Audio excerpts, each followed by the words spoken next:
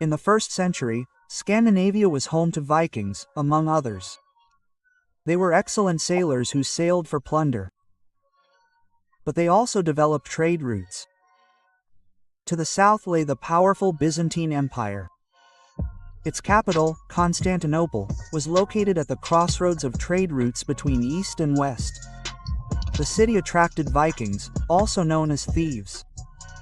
They sailed the rivers in light boats, then carried them to the source of the Dnieper River and traveled along it to the Black Sea at Constantinople. They sold animal skins, honey, and slaves captured along the way. The trade route developed rapidly and attracted many thieves, who established fortified trading posts along it. One of them, Rurik, is believed to have founded the Principality of Novgorod and the first ruler of the Rurik dynasty. In 882, his successor, Oleg, conquered Smolensk and Kiev with his army. He founded Kievan Rus and became its prince. The new state was inhabited by numerous Slavic and Finnic tribes. To the southeast, the wealthy Khazar Khaganate controlled the important Volga trade route. In 964, Sviatoslav launched a military expedition against it. Having conquered Volga Bulgaria, he destroyed the Khazar capital of Idil. He then consolidated his supremacy by conquering the Bulgarian Empire in the Balkans. But the weakened Khazar Khaganate no longer blocked the path to the nomadic tribes of Central Asia, who began to settle the south of Kievan Rus. One of these tribes, the Pechenegs, killed Sviatoslav in an ambush in 972. His 3 sons lay claim to the Kievan throne, and civil war breaks out between them. Prince Vladimir of Novgorod flees to Scandinavia and gathers an army of mercenaries. Returning with his army, he captures Kiev, kills his brother, and assumes the title of Grand Prince of Kiev. A rebellion breaks out in the Byzantine Empire, already at war with Bulgaria. Its emperor requests Vladimir's aid and receives an army of 6,000 men. In exchange, Vladimir asks for the hand of the emperor's sister, but to do so, he must renounce paganism and convert to Christianity. Following his baptism and marriage, Orthodoxy becomes the official religion of Kievan Rus and is subordinate to the Patriarch of Constantinople. After Vladimir's death, a new civil war erupts, in which Yaroslav emerges victorious. He finally defeats the Pechenegs and continues to expand the territory of Kievan Rus. In 1054, due to disagreements between Rome and Constantinople, Christianity split into the Orthodox and Catholic churches. This further alienated the Slavs of Kievan Rus and the Polish Slavs, who had converted to Catholicism. Yaroslav, who had many sons, feared that his death would spark a new civil war. He decided to divide Kievan Rus into several principalities, dividing them among the sons he trusted most. His eldest son received the most significant title, Grand Prince of Kiev. After his death, his place would be taken by his next eldest son, and the princes would move to other principalities. This new, shifting division of power, known as the Ladder Law, would spark numerous internal wars among subsequent generations, exhausting Kievan Rus and leading to its fragmentation. At the same time, the Orthodox faith gained greater importance and strengthened Russian identity. In large cities, popular assemblies, called vechas, and aristocratic boyars form opposing forces. In Novgorod, they gain influence, oust the prince, and form an independent Novgorod Republic. It subsists primarily on the fur trade and expands its influence northward, incorporating Finnish tribes. In 1157, Andrei Bogolyubsky becomes Prince of Vladimir. He seeks to expand and strengthen his power. This leads to conflict with Kiev. In 1169, he captures the city. The city of Vladimir grows in importance, driving a wedge between north and south.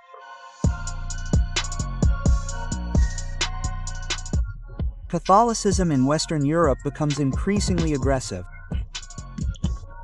The Pope declares the Northern Crusades to convert the pagan peoples living along the Baltic Sea to Christianity. German knights found Riga and begin their conquest.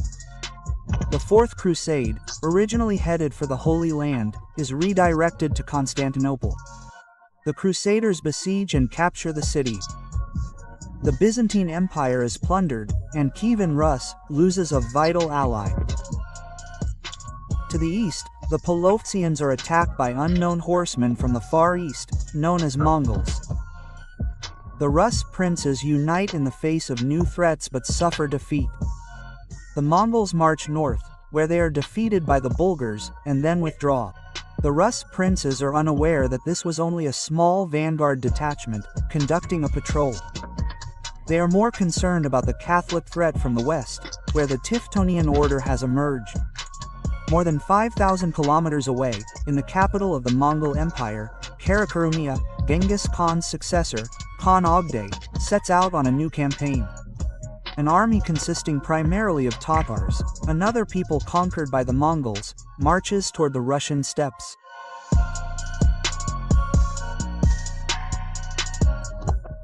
The Mongol Empire defeats all its rivals, employing powerful cavalry and archers.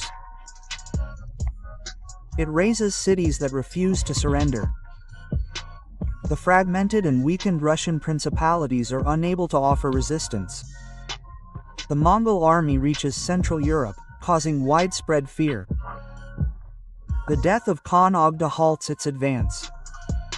The Mongol Empire controls almost all of Asia. Russian princes submit to the Golden Horde, with its capital in Sarai. Unable to garrison all the cities, the Tatars force the Russian princes to come to Sarai for a yarlik, or permission to rule. Thus, the Tatars control the Russian lands from afar, while not participating in their internal politics. The princes are subject to tribute. In turn, the Russian princes who received the label also received a guarantee of protection from competitors from the Tatar army. Furthermore, the Mongols tolerated all religions. The Orthodox Church received protection and was even exempted from paying tribute.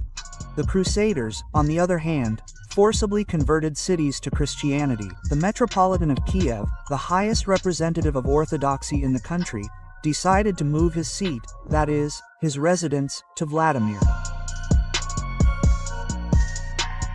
The center of the Russian principalities was the young city of Moscow.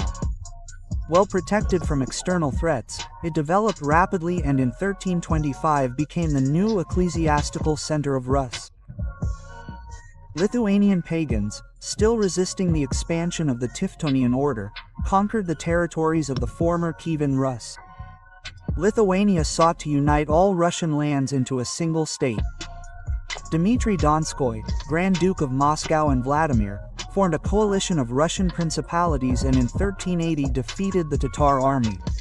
However, the Tatars soon captured Moscow and reasserted their control. In 1386, Grand Duke Jagiello of Lithuania converted to Catholicism in order to win the hand of Queen Hedwig of Poland. Despite the fact that the majority of the population was Orthodox, this brought the two countries closer together. In the following years, the Grand Duchy of Moscow, also striving to unite all Russian lands, annexed neighboring territories one after another, and the Grand Duke's power grew stronger. The Golden Horde began to weaken and fragment. In 1453, the Ottomans captured Constantinople. Grand Duke Ivan II declared himself the successor to the Byzantine emperors and transformed Moscow into the new center of orthodoxy. The city would become known as the Third Rome. After annexing Novgorod, Ivan II's army encountered the Tatar army. They clashed on opposite sides of the Ugar River and, after some time, withdrew without engaging in serious combat. Moscow was freed from the Tatar yoke and no longer paid tribute. After the death of Ivan II, his son Vasily II continued to expand the country's territory and consolidate his power. At the time of Vasily II's death, Ivan, the heir to the throne, was only 3 years old. His mother, Elena Glinskaya, assumed control of the country, but she died unexpectedly 5 years later. Ivan is convinced that she was poisoned by the boyars. This makes him suspicious and cruel. He sets his sights on gaining absolute power. In 1547, he is crowned Tsar. The word Tsar derives from the Latin Caesar. Now all subjects must obey Ivan the Terrible unquestioningly. He continues his conquests and seizes the Islamic Kazan and Astrakhan Khanates. When English sailors explore the White Sea, the Tsar approves trade between the two countries. In the east, the Stroganov family is allocated large territories for salt production and fur trading. Despite numerous raids from the Crimean Khanate in the south, Ivan decides not to retaliate, as Crimea is a vassal of the powerful Ottoman Empire. Instead, Ivan sends an army to Livonia, seeking better access to the Baltic Sea and European markets. After his initial successes, the Grand Duchy of Lithuania and the Kingdom of Sweden and Denmark enter the war and seize territory for themselves. Distrustful and suspicious, Ivan the Terrible establishes a regime of repression. His troops seize and execute those he suspects of disloyalty. He executes Metropolitan Philip II, destroys Novgorod in a military campaign, and, in a fit of rage, even kills his own son.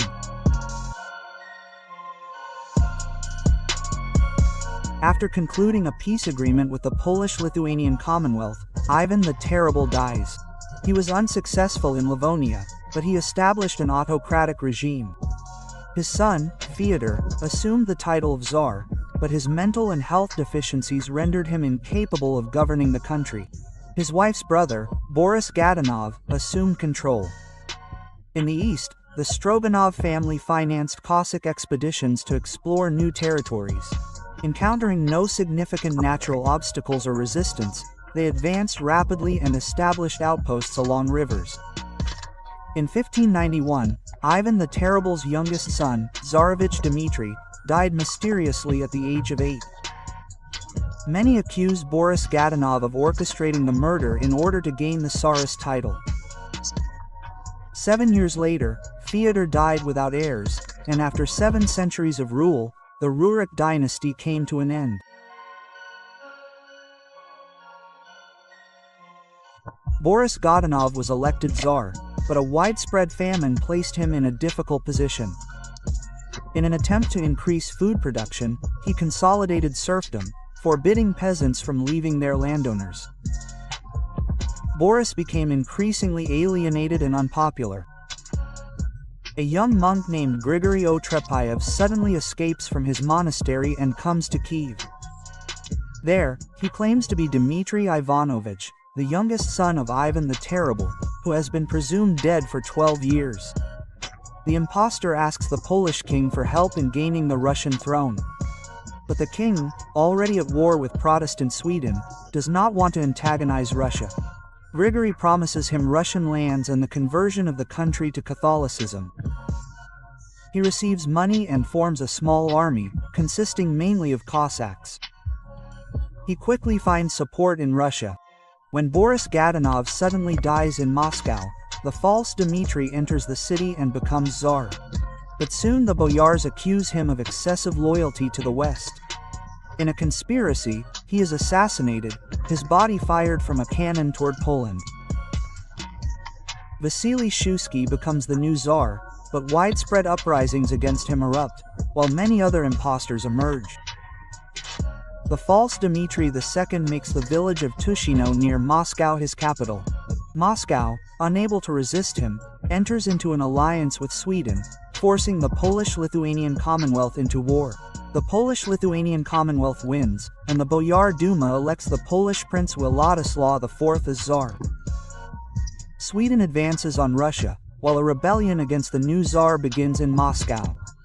The troops of the Polish-Lithuanian Commonwealth burn Moscow to the ground and then retreat. Representatives of Russian cities meet to elect a new Tsar. The Zemsky Sobor elects Mikhail Romanov, a member of an old boyar family, as king. He becomes the founder of a new, long-ruling dynasty, but inherits a devastated country.